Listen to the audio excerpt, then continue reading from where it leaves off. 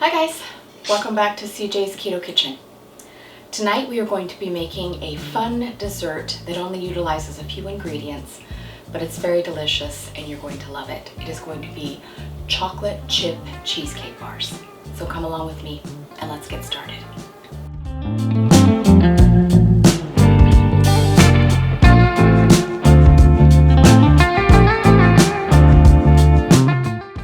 Video is kindly sponsored by Chalk Zero, and I'm going to be using their milk chocolate baking chips in my recipe this evening. I have used their dark chocolate chips and also their white chocolate chips in the past, but this is the first time I'm going to be using the milk chocolate chips, and I'm very excited about it because milk chocolate is my very favorite. So this recipe is very easy. You have your classic shortbread crust, and then we have our cheesecake layer. You bake it, and you're done. So let's go ahead and get started with this easy recipe. To bake our cheesecake, we need our oven preheated to 350 degrees.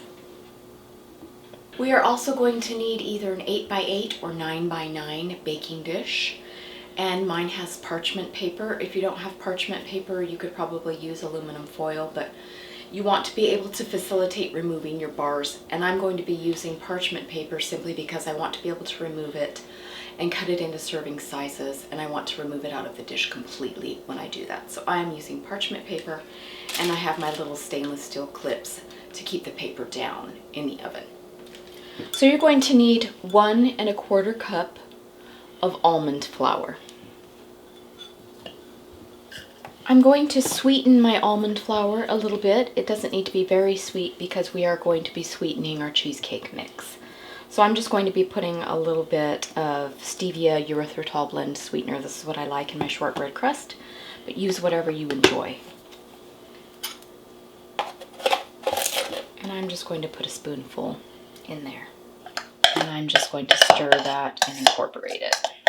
So the next ingredient is a 1/2 cup of melted butter. That is 8 tablespoons. And I'm simply going to stir this mixture together.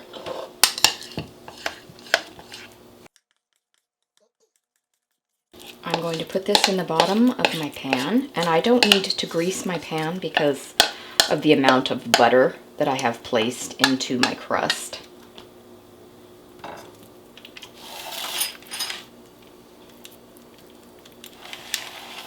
So now I'm going to take my hands and I'm just going to make sure that it is the way I want it to be.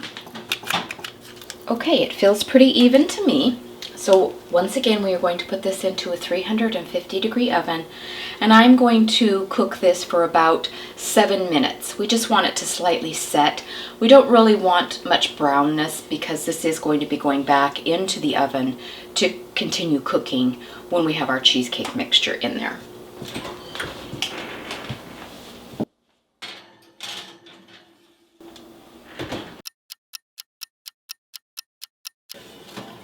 So here's our crust, and it's just slightly set, which is what we're looking for. We're not necessarily looking for goldenness because this is going to cook some more.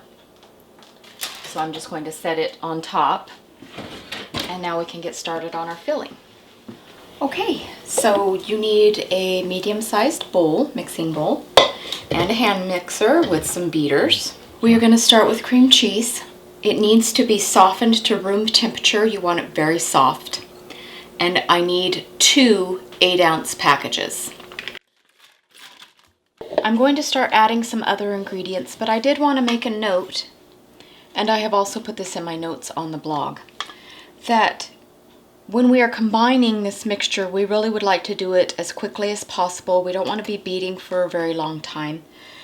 In that manner, when you beat for a really long time, it works very well for things like cakes and stuff like that. But for cheesecake, the less you mix the cheesecake batter, the better, because then that prevents the cracking, because when you put a lot of air into it, then sometimes it can rise too far into your oven. So we're going to be mixing these things together and trying not to beat them too much. So to our cream cheese, I want to add a 1/2 cup of confectioner's erythritol. If you do not have or cannot find powdered erythritol monk fruit sweetener, you can use granular and blend it up in a food processor or your coffee grinder, whatever you have. I want to add a teaspoon of vanilla extract. I'm also going to add a couple squeezes of liquid sweetener. This is personal preference. I find that it offsets the cooling taste that I can sometimes get with erythritol.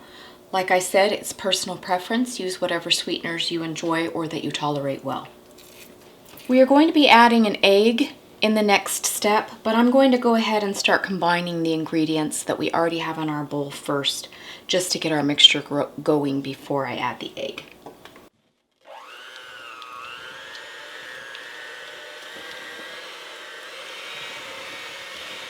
You can see that it really does help to have your cream cheese in a very softened condition, because that only took me less than 30 seconds to combine our sweetener and our cream cheese. So definitely try and have your cream cheese as soft as possible.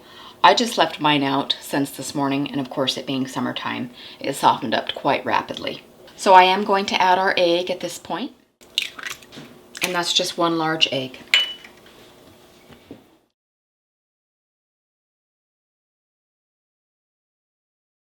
So our next ingredient is chocolate chips, and we're going to need 1 cup, which is generally standard for a bag of chocolate chips. As I said in the introduction of the video, we are going to be using Chalk Zero. They have sponsored this video, and I've been extremely happy with their baking products especially. This will be my first time using the milk chocolate chips, and I'm very fond of milk chocolate. But you could use white if you preferred here, or they also make dark chocolate chips, so use whatever you enjoy.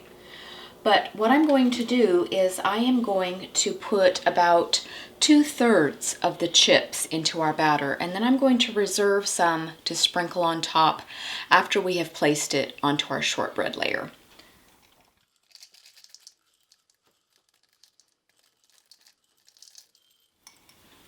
And I'm just going to do a quick blitz with this because we basically just want to do a combining. So I'm going to take my spatula and just finish incorporating the chips, making sure that everything got scraped off the bottom of our mixing bowl. Okay, so there is our lovely cheesecake chocolate chip batter. Okay, so we have our shortbread crust here that we have pre-baked a little bit in our 350-degree oven. Now we're going to put our cheesecake batter in here and smooth it around as evenly as we can. And I generally like to just dump everything kind of in the center and then spread it around. So I'm just going to take my spatula, and it's a tiny bit hot still from the oven, but not too bad. And I'm just making sure you get enough into the corners. Okay. So there is our lovely batter, and remember from our previous step that I reserved a few of our chocolate chips to sprinkle on the top, so that's what I'm going to do now.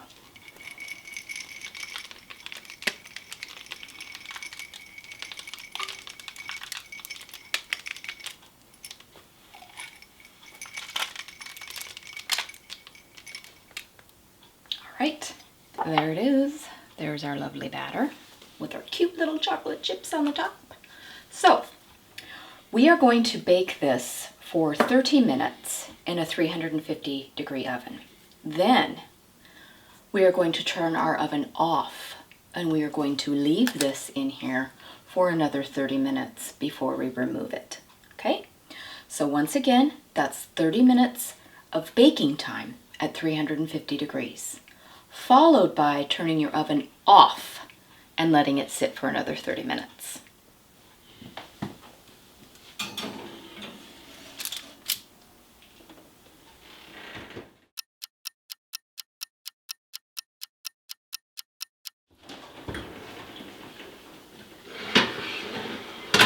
So we had her in the oven for 40 minutes, and then I turned off my oven, and she has been resting for another 30 minutes. And as you can see, there's no cracks. So we're going to take it out and set it up on the counter. And as soon as it cools down, I'm going to put it in the refrigerator for at least 3 hours, or probably overnight for us, and then we'll cut it tomorrow. Okay, so our bars were in the refrigerator overnight, and now I have let them sit out for about an hour at room temperature. And I am going to cut them. I'm going to remove them first from the baking dish with my parchment paper and attempt to cut them into even-sized bars.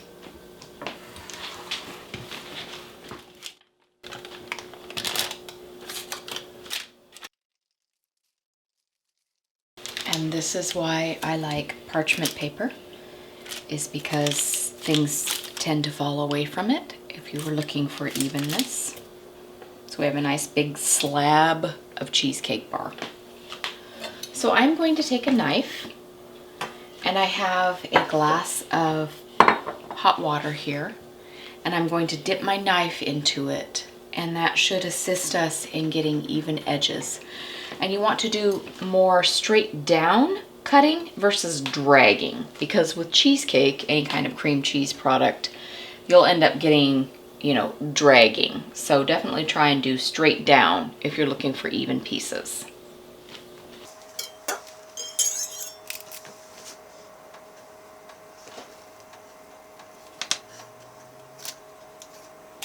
And then I just turn the paper to assist me in making the even pieces, so I don't have to negotiate. I just turn the paper. So back into our water again. And I'm trying to create kind of a 1 inch by 1 inch so that we get quite a few bars out of this, but of course, you know, do it however you would like.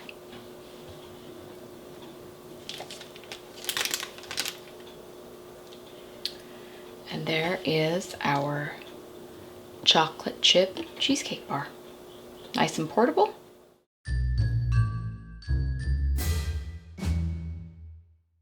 Alright. It's time for some cheesecake. Yep, I see. Chocolate chip cheesecake bars. So it's like chocolate chip cookies and cheesecake. Best of both worlds.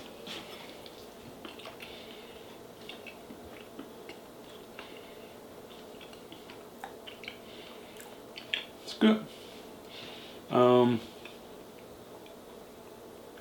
Yeah, nice flavor.